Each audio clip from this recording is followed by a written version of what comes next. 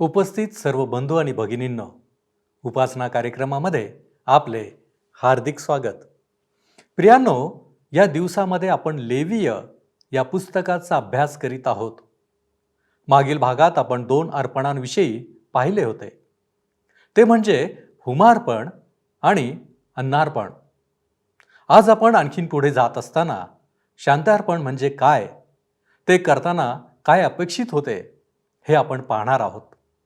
तसेच शांतार्पण आणि होमार्पण यातील सूक्ष्म फरक देखील पाहणार आहोत. तर मग चला प्रियांनो, आपण आपल्या अध्ययनाची सुरुवात करूया. श्रोतनो, ह्या दिवसांमध्ये आम्ही लेवीच्या पुस्तकाचे अध्ययन करीत आहोत आणि दुसऱ्या अध्यायाच्या 13 वचनांपर्यंत अध्ययन आम्ही संपवलेले आहे. आज 14व्या वचनापासून पुढे आम्ही पाहणार आहोत. तर माझ्यासोबत उघडा लेवीचे पुस्तक 2रा अध्याय 14 ते 16 वचने आपण वाचूया.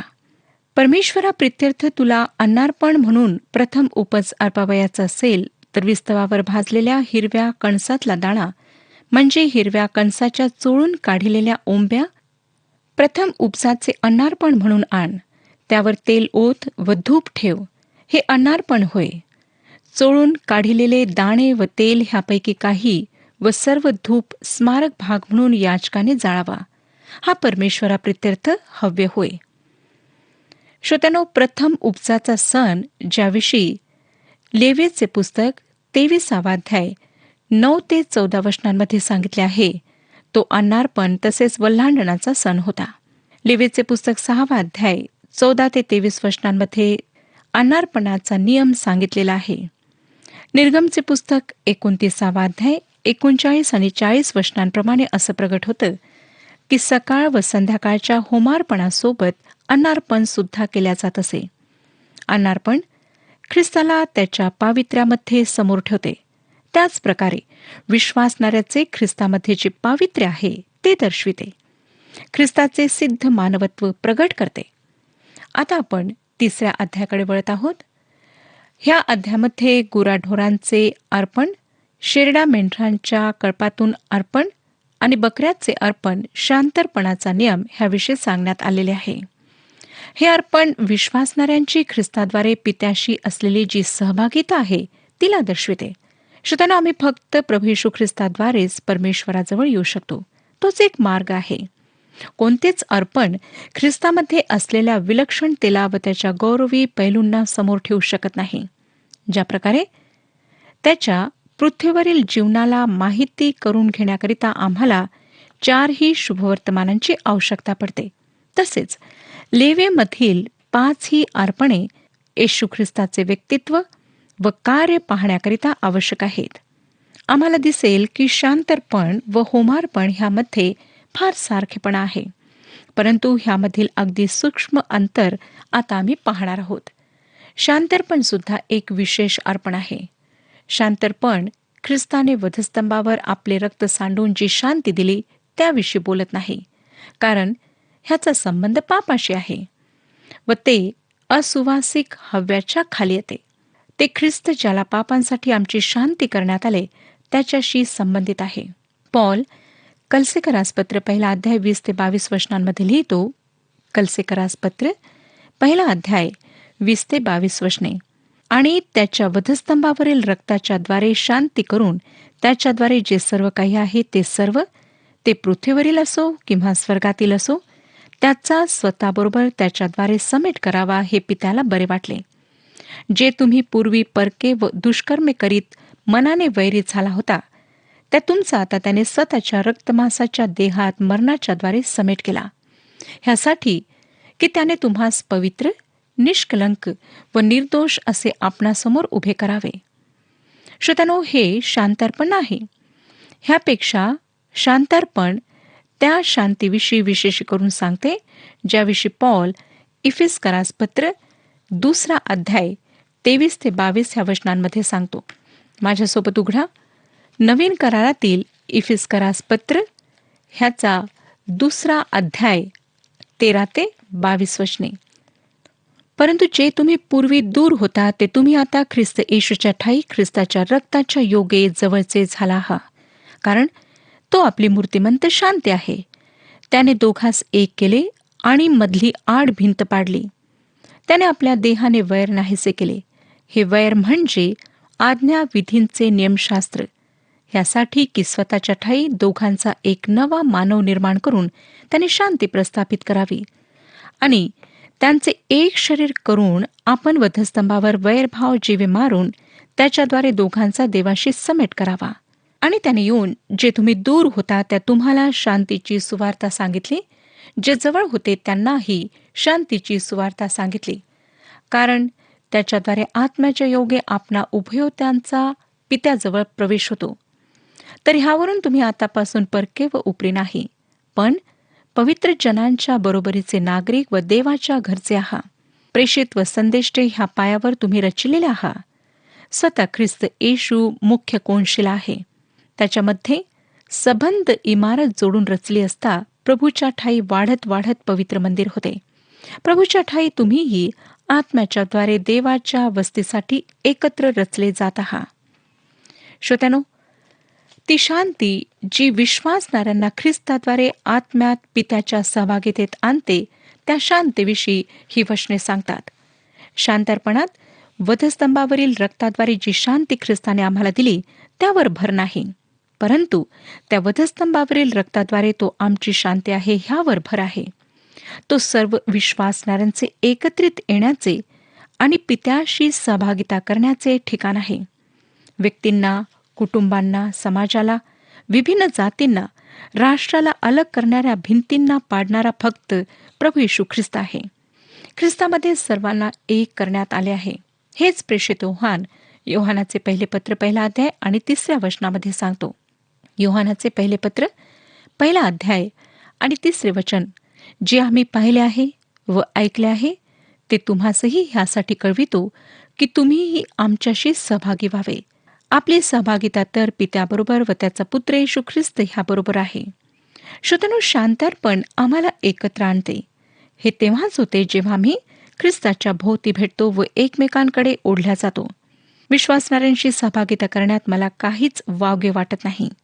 ख्रिस्ताभोवती जेव्हा आम्ही एकत्र येतो तेव्हा आम्ही सर्व एकाच पातळीवर असतो. आम्ही सर्व मिळून ख्रिस्ताचा आनंद उपभोगू शकतो. आता पहिलं वचन बघा काय सांगतं. लेवियाचे पुस्तक 3 अध्याय आणि 1 वचन. कोणाला शांतार्पणाचा यज्ञ करावयाचा असेल व तो गुराढोराचा करावयाचा असेल तर यज्ञपशू नर असो किंवा माती असो, तो दोषहीन असा पाहून परमेश्वरासमोर अर्पावा. शांतार्पण हे एका अर्थाने बहुव्यापी होते. ख्रिस्ताने वधस्तंभावरील रक्ताद्वारे जी शांती स्थापित केली त्याद्वारे एक पापी व्यक्ती परमेश्वराकडे येऊ शकते. त्या शांतीद्वारे परमेश्वराशी सहभागिता व जवळीकता होऊ शकते. ख्रिस्त आणि त्याने आम्हाला सोडविण्याकरिता केलेले कार्य हे शांतीकरिता पर्याप्त आहे. शांतार्पणाचा भर मुख्यत्वे करून जवळीकतेवर आहे. शुभवर्तमान पाप्यांना काय सांगते श्रोत्यानो? ते असे आहे, परमेश्वर तुम्हाला व मला म्हणतो, तुम्ही सर्व हरवलेले आहात, तुम्ही सर्व माझ्यापासून दूर गेलेले आहात, म्हणून मला तुम्हाला अनंत काळच्या अंधकारात नेहमीसाठी टाकावे लागणार. जर श्रोत्यानो परमेश्वराने असे केले असते तर तो न्यायी व पवित्र आहे म्हणून सर्व स्वर्गदूतांनी त्याच्या नावाची स्तुती करून जय जयकार केला असता. परंतु ख्रिस्ताने आमच्यासाठी जे काही केले त्यामुळे परमेश्वर संतुष्ट आहे आणि त्यामुळेच आम्ही देवाजवळ येऊ शकतो. शुभवर्तमानाचा संदेश आहे, परमेश्वराने मेल केला आहे. काय आपण मेल केला आहे? ही सुवार्ता आहे. परमेश्वर आमच्याकडे वळला आहे. काय आपण ख्रिस्ताकडे वळला आहात? ख्रिस्ताने जे काही केले त्यामुळे तो आम्हाला स्वीकारतो. काय आपण ख्रिस्तामध्ये व त्याने जे काही केले त्यामुळे संतुष्ट आहात? काय आपण त्याच्याजवळ येऊन त्याच्याशी सहभागिता करण्यास तयार आहात? ही शांती आहे जी आम्ही सर्व प्राप्त करू शकतो. शांतार्पण हे बऱ्याच बाबतीत होमार्पणापेक्षा अलग आहे. होमार्पणात फक्त नराला बळी करण्यात येत असे, परंतु येथे नर किंवा मादी दोहोंपैकी कोणाचाही बळी चालत असे, परंतु तो निर्दोष असायला हवा असे. अर्पण करणाऱ्याला ख्रिस्तासारखा निर्दोष बळी सापडणे शक्य नव्हते. होमार्पणात परमेश्वर ख्रिस्तात जे पाहतो ते आम्हाला सांगते. शांत अर्पणात अर्पिणाऱ्याला ख्रिस्तामध्ये काही सापडते. मादी अर्पिण्याकरिता परवानगी देण्यात आली होती. येथे श्रोत्यांनो, अर्पण करणाऱ्यांना ख्रिस्ताचा आनंद मिळावा हे लक्ष समोर ठेवलेले आहे. कारण परमेश्वराला ख्रिस्तात जे सापडते ते अर्पिणाऱ्याला कधीच सापडत नाही. आणि ह्या ठिकाणी आम्हाला अर्पण करणाऱ्यांना ख्रिस्ताचा आनंद मिळावा हे ध्येय आहे. 3 अध्याय 2 वचन बघा. तो म्हणतो, त्याने आपल्या अर्पणाच्या डोक्यावर आपला हात ठेवावा व दर्शन मंडपाच्या दारापाशी त्याचा वध करावा. आणि अहरोनाचे मुलगे जे याजक, त्यांनी त्याचे रक्त वेदीवर सभोवती टाकावे. येथपर्यंत हे अर्पण होमार्पणाप्रमाणेच आहे. 3 आणि 4 वचन. परमेश्वराप्रित्यर्थ शांतर्पणाच्या यज्ञपशूच्या ज्या भागाचा होम करावयाचा तो भाग हा, आतड्यांवर असलेली चरबी व त्यास लागून असलेली सर्व चरबी, दोन्ही गुर्दे, त्यांच्यावरची कमरेजवळची चरबी व गुर्द्यापर्यंतचा काळजावरील पडदा ही त्याने वेगळी करावी.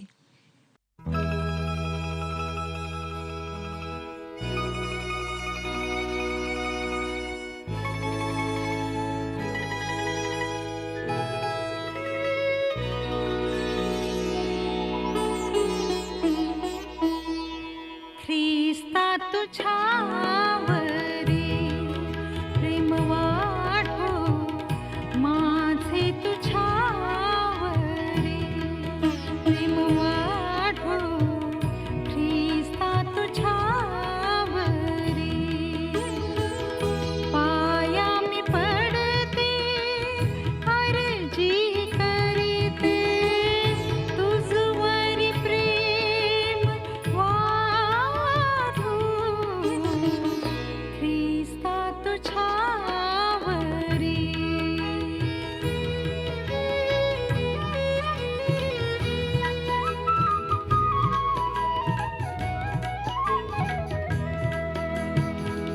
लौकिक मी सुखी दंग मागे, आता तुझ्या मुखी दृष्टी लागे. भावा मी करीते, आग्रह धरीते, तुझवरी प्रेम वाढो. ख्रिस्ता तुझ्यावरी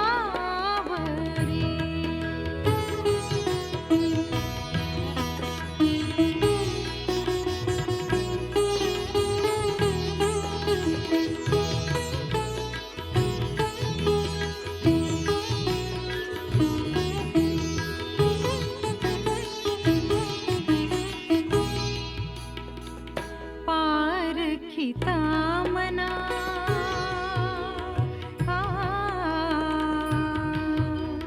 ओ,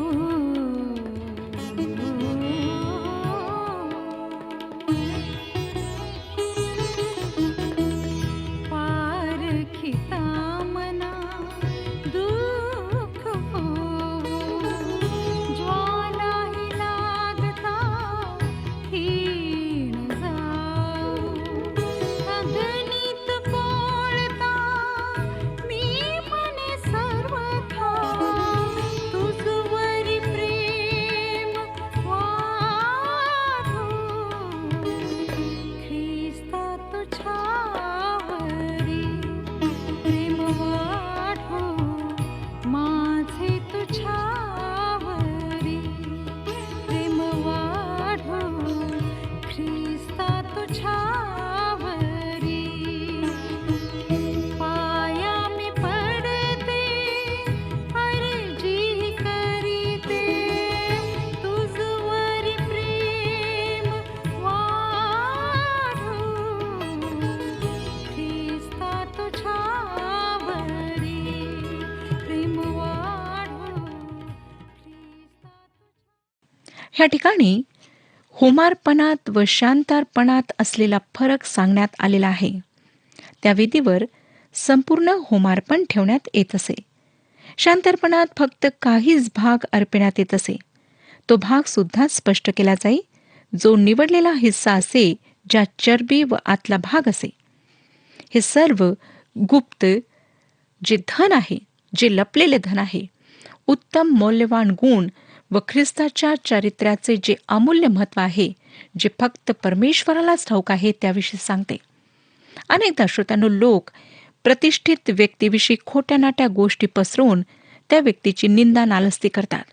परंतु त्या व्यक्तीविषयीचे सत्य त्याच्या प्रिय लोकांना व इतर काही लोकांना ठाऊक असते आणि त्यांना माहीत असते की त्या सर्व गोष्टी खोट्या आहेत. तसेच ख्रिस्ताविषयी सुद्धा अनेक गोष्टी बोलण्यात आल्यात, ज्या खऱ्या नव्हत्या आणि आता सुद्धा बोलण्यात येत आहेत, ज्या खऱ्या नाहीत. परमेश्वराला त्याच्याविषयी सर्व माहिती आहे. जे आज तुम्ही आणि मी पाहतो त्यापेक्षा परमेश्वर ख्रिस्तामध्ये अधिक काही पाहतो. परमेश्वर आतील भाग पाहतो. आम्हाला खरोखर त्याच्याविषयी माहिती नाही. म्हणून पॉल फिलिप्पियरास पत्र 3 अध्याय आणि 10 वचनामध्ये म्हणतो, फिलिप्पियरास पत्र 3 अध्याय 10 वचन, हे अशासाठी आहे की तो व त्याच्या पुनरुत्थानाचे सामर्थ्य व त्याच्या दुःखाची सहभागिता त्यांची त्याच्या मरणाला अनुरूप होऊन मी ओळख करून घ्यावे. हे अर्पण सर्व पूर्णपणे जळत असे, जे ख्रिस्ताचे संपूर्ण समर्पण व त्याची मानवरूपात झालेली परीक्षा आणि दुःख सहनाविषयी सांगते. हे परमेश्वराप्रित्यर्थ सुवासिक हव्य असेल असे सांगितले आहे. ख्रिस्ताच्या व्यक्तित्वावर भर आहे, त्याच्या कार्यावर नाही. त्याचे परिपूर्ण जीवन दृष्टिक्षेपात आहे. पापांकरिता त्याचा मृत्यू दृष्टिक्षेपात नाही. त्याच्या जीवनातील दुःख सहन ह्या जगाच्या पापाकरिता नव्हते. वधस्तंभावर सुद्धा श्रोत्यानो, पहिले 3 घंटे त्याचे दुःख, त्याच्या यातना, मानवाच्या हातात त्याचा जो छळ करण्यात आला त्याप्रमाणे होते.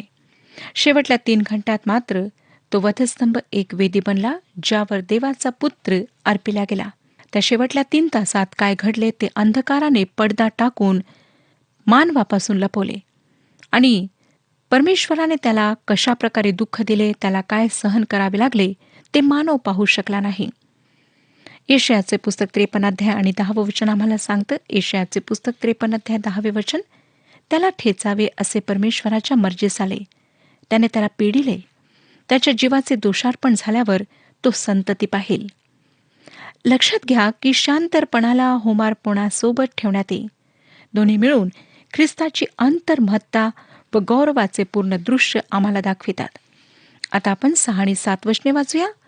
परमेश्वराप्रित्यर्थ कोणाला शांतर्पणाच्या यज्ञासाठी शेरडा मेंढराचे अर्पण आणावयाचे असेल तर ते नर असो किंवा मादी असो, त्याने ते दोषहीन असे पाहून आणावे. त्याला कोकरांचे अर्पण करावयाचे असेल तर ते त्याने परमेश्वरासमोर अर्पावे.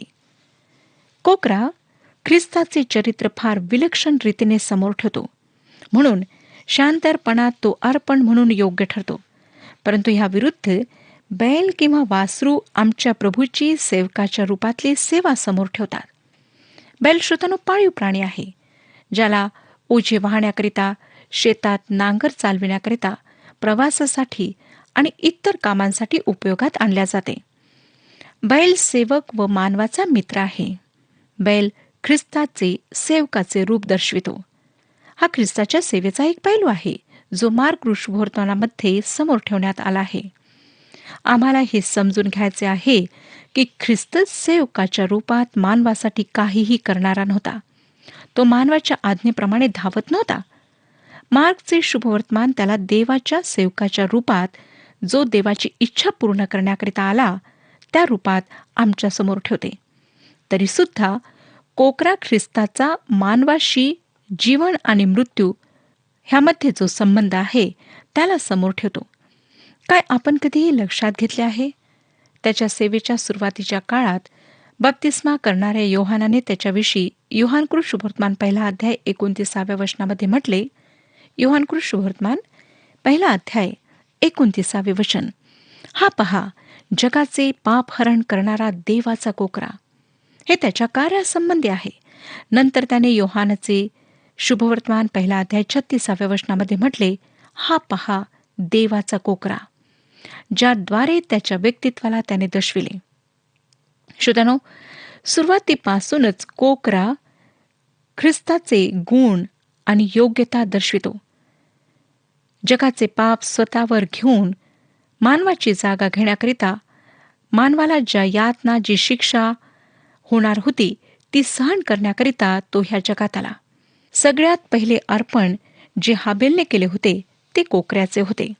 यशाचे पुस्तक 53वा अध्याय स्पष्ट करतो की ख्रिस्ताने आमची जागा घेतली. त्याने आमचे सर्व पाप स्वतःवर घेतले. यशाचे पुस्तक 53 अध्याय 7 वचन बघा. त्याचे हाल हाल केले तरी ते त्याने सोशिले, आपले तोंड सुद्धा उघडिले नाही. वधावयास नेत असलेल्या कोकराप्रमाणे, लोकर कातणाऱ्या पुढे गप्प राहणाऱ्या मेंढराप्रमाणे तो गप्प राहिला. त्याने आपले तोंड उघडिले नाही. श्रोतांनो, त्याला कोकरा म्हणून चित्रित करण्यात आले. कोकऱ्याने आमची जागा घेतली. त्याला त्याच्या पुनरुत्थानात सुद्धा कोकरा म्हणण्यात आले. प्रकाशित वाक्य अर्थात प्रकटीकरणाचे पुस्तक 5वा अध्याय आणि 6वं वचन सांगतं. प्रकटीकरणाचे पुस्तक 5वा अध्याय 6वे वचन.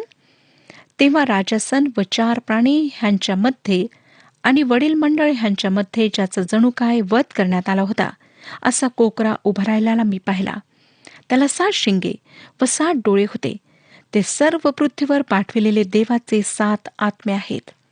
पुन्हा जेव्हा तो गौरवात वापस येईल तेव्हा तो कोकरा असणार. प्रगटीकरणाचे पुस्तक 6वा अध्याय 16 आणि 17 वचने बघा. प्रगटीकरणाचे पुस्तक 6वा अध्याय 16 आणि 17 वचने. आणि ते डोंगरास व खडकास म्हणाले, आम्हावर पडून राजासनावर जो बसलेला आहे त्याच्या दृष्टी पुढून व कोकऱ्याच्या क्रोधापासून आम्हास लपवा. सर्व अर्पणांमध्ये कोकरा बहुधा सगळ्यात अधिक पूर्ण प्रतिनिधित्व करणार आहे. आता आपण 8 ते 10 वचने वाचूया. लेवीचे पुस्तक 3रा अध्याय 8 ते 10 वचने. त्याने त्या अर्पणाच्या डोक्यावर आपला हात ठेवावा व दर्शन मंडपासमोर त्याचा वध करावा आणि अहरोनाच्या मुलांनी त्याचे रक्त वेदीवर सभोवती टाकावे. परमेश्वराप्रित्यर्थ शांतरपणाच्या यज्ञपशूच्या ज्या भागाचा होम करावयाचा तो भाग हा. त्याची चरबी व पाठीच्या कण्यातून कापून काढिलेले चरबीदार शेपूट, आतड्यावर असलेली चरबी, दोन्ही गुर्दे, त्यांच्यावरची कमरेजवळची चरबी व गुर्द्यापर्यंतचा काळजावरील पडदा ही वेगळी काढून घ्यावी. विधी सारखाच होता. चरबी देवाचा भाग होती. ह्याला प्राण्याचा उत्तम भाग समजला जाई. चरबी असलेला प्राणी सगळ्यात चांगल्या प्रकारचा, उत्तम प्रकारचा आहे असे समजून जे उत्तम ते परमेश्वराला अर्पिल्या जाई. श्रोतांनो, चरबीला उत्तम समजण्यात येईल आणि ह्याला पुरावा म्हणून आम्हाला पवित्र शास्त्रामध्ये बरीच उदाहरणे सापडतात. परमेश्वराने उत्तम तेच अपेक्षिले. ह्या ठिकाणी आम्ही शांतर्पणाचा पूर्ण व सखोल अर्थ पाहतो. परमेश्वरासोबतची सहभागिता ख्रिस्ताच्या रक्तावर आधारित आहे हे खरे आहे, परंतु ह्या सहभागितेचा दुसरा पैलू आहे ज्याला पूर्ण व शेवटची करण्यासाठी विश्वासणाऱ्याच्या जीवनाचे पूर्ण समर्पण दिसायला हवे. हे दोन्ही पैलू ख्रिस्ताने मत्ते कृष्णवर्तमान 11वा अध्याय आणि 28व्या वचनामध्ये जे विलक्षण व आगळे आमंत्रण दिले त्यामध्ये सम्मिलित आहे. हे वचन आम्हाला सांगतं, अहो कष्टी व भाराक्रांत जन हो, तुम्ही सर्व मजकडे या, म्हणजे मी तुम्हास विसावा देईन. हा विसावा श्रोत्यांनो सुटकेचा विसावा आहे. तो मत्ते कृष्णवर्तमान 11वा अध्याय 29 आणि 30 वचनांमध्ये म्हणतो, मी जो मनाचा सौम्य व लीन आहे त्या माझे जू आपणावर घ्या व माझ्यापासून शिका, म्हणजे तुमच्या जीवास विसावा मिळेल, कारण माझे जूर सोयीचे व माझे ओझे हलके आहे. हा विसावा जो आम्हाला मिळतो तो चरबीद्वारे समोर ठेवण्यात आला आहे. हा विसावा समर्पणाचा विसावा आहे. चरबीदार शेपूट हे एका विशिष्ट जातीच्या मेंढराला लागू पडते, जे फक्त त्याच भागात होत असत, ज्याची शेपटी फार वजनदार आणि चरबीदार असे. 11वं वचन बघा. आणि ह्याचा याजकाने वेदीवर होम करावा, हे परमेश्वराप्रित्यर्थ हव्यान्न होय. हे एक विलक्षण पोटवाक्य आहे ज्याला काही लोकांनी अन्य लोकांच्या अर्पणाशी जोडण्याचा प्रयत्न केला. एसर हद्दोनच्या आशुरी कोरीव गोष्टींवरून आम्हाला कळतं की अर्पिणारे देवी देवतांना बळी अर्पण करीत असत व देवी देवतांना भोजन देत असत, परंतु शांतार्पणात ह्या उलट आहे. परमेश्वर अर्पण आणणाऱ्याला भोजन देतो. परमेश्वर हे अनुवादाचे पुस्तक 12 अध्याय 6 आणि 7 वचनांमध्ये स्पष्ट करतो. वाचूया श्रोत्यानो, अनुवादाचे पुस्तक 12 अध्याय 6 आणि 7 वचने. आणि तेथेच तुम्ही आपले होमबली, यज्ञबली, दशमांश, स्वहस्ते समर्पण करावयाची अर्पणे, नवसाची अर्पणे, स्वसंतोषाची अर्पणे आणि आपल्या गुराढोरांचे व शेरडा मेंढरांचे प्रथम वत्स आणावे. तेथे तुम्ही आपला देव परमेश्वर ह्याच्यासमोर भोजन करावे. आणि ज्या ज्या कामात तुम्ही हात घातला व ज्यात तुमचा देव परमेश्वर ह्याने तुम्हाला यश दिले, त्या सर्वांबद्दल तुम्ही व तुमच्या घरच्या माणसांनी आनंद करावा. चरबे पूर्णपणे जळून जात असे, पण याजकाला मात्र छातीचा व खांद्याचा भाग मिळत असे. अर्पिणारा बाकी उरलेले खात असे. हे सर्व तो परमेश्वराच्या भवनात करीत असे. परमेश्वर यजमान असे व अर्पिणारा एक पापी पाहुणा असे. परंतु गैर यहुद्यांमध्ये ह्याच्या उलट होते व त्याच आधारावर यशायाने इस्रायल लोक जेव्हा दुसऱ्या देवी देवतांकडे वळले तेव्हा त्यांच्यावर आरोप ठेवला. श्रोतांनो, ह्याविषयी आम्ही अधिक माहिती पुढच्या कार्यक्रमात पाहूया. परमेश्वर आपणा सर्वांस आशीर्वाद देव. हा कार्यक्रम आपणास आवडला काय? आता आम्हाला एक मिस कॉल करा आणि आपण पुढील विजेता होऊ शकता.